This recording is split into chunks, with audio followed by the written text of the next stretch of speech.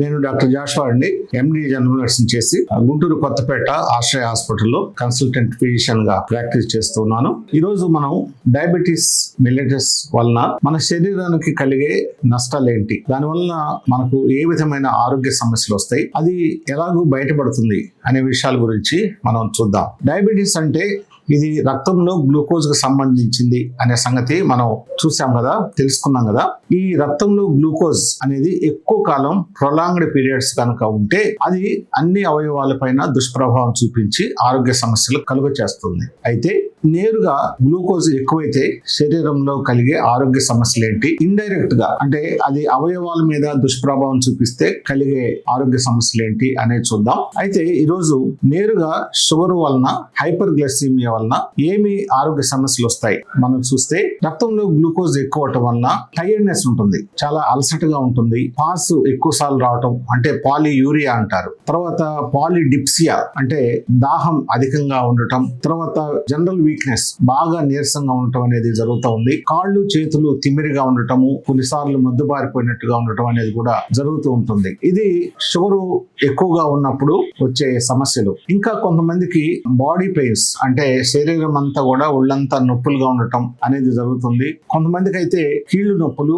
అన్ని కీళ్లు, కొన్ని ముఖ్యమైన కీళ్లు గాని అన్ని కీళ్లు గాని పాలి ఆర్థరైటిస్ అంటారు, అలాంటి లక్షణాలు కూడా కనబడవచ్చు. ఇది నేరుగా దీనివల్ల షుగర్ ఎక్కువగా ఉంటే కలిగే ఆరోగ్య సమస్యలు.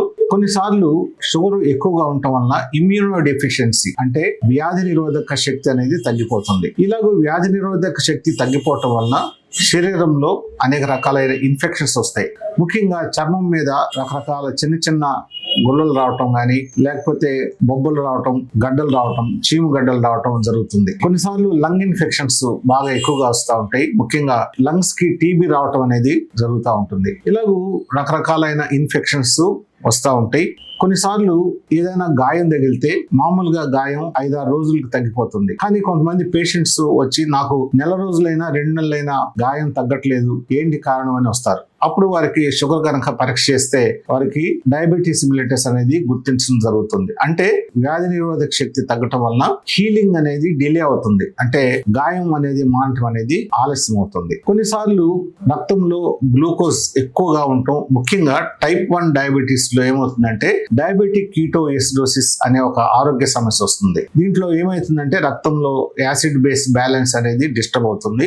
దానివల్ల మనుషులు ఇన్ఫెక్షన్స్ ఎక్కువ రావటం, కోమాలోకి వెళ్ళిపోవటం, ఆయాసం రావటం అనేవి కూడా జరుగుతూ ఉంది. కొన్నిసార్లు 600 కంటే షుగర్ ఎక్కువైపోతే కోమాలోకి వెళ్ళటం, కన్ఫ్యూజన్, అయోమయమైన పరిస్థితి రావటం, ఇవన్నీ జరుగుతాయి అన్నమాట. ఇవన్నీ కొన్ని ముఖ్యమైన లక్షణాలు, అంటే ఎఫెక్ట్స్ ఆఫ్ డయాబెటీస్ అన్నమాట. ఇవి కనబడే లక్షణాలు అన్నమాట. తర్వాత ఇండైరెక్ట్ గా కొన్ని సమస్యలు వస్తాయి. అంటే ఎక్కువ కాలం దీర్ఘకాలికంగా ఉంటే రక్తనాళాలలో ఎథెరోస్క్లెరోసిస్ అంటారు, అంటే రక్తనాళాల్లో కొవ్వు పేరుకుపోయి రక్తనాళాలు సన్నబడి ఏ అవయవం అయితే రక్తనాళాలు సన్నబడుతుందో ఆ అవయవాలకి ఆరోగ్య సమస్యలు వస్తాయి. ఉదాహరణకి గుండెలో రక్తనాళాలు కనుక సన్నబడితే గుండెపోటు రావటము, తర్వాత ఆయాసం రావటము, సడన్ గా ఎక్కువగా గుండెపోటు వచ్చి చనిపోవటం కూడా జరుగుతూ ఉంటుంది. అలాగే మెదడుకు సంబంధించిన రక్తనాళాలలో మూసుకుపోతే అక్కడ పక్షవాతం రావటం గానీ అలాంటివి జరుగుతూ ఉంటాయి. కాళ్ళు చేతుల్లో రక్తనాళాలు మూసుకుపోతే అనేక ఆరోగ్య సమస్యలు వచ్చి డయాబెటిక్ ఫుట్స్ రావటం అనేది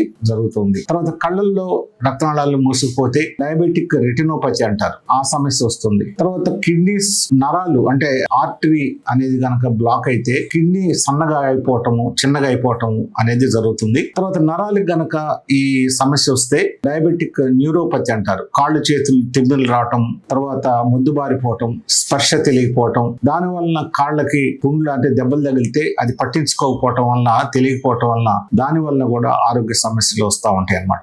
ఈ విధంగా డయాబెటీస్ వలన నేరుగా కొన్ని ఆరోగ్య సమస్యలు వస్తాయి, ఇండైరెక్ట్ గా మరి పరోక్షంగా కూడా ఆరోగ్య సమస్యలు వస్తాయి.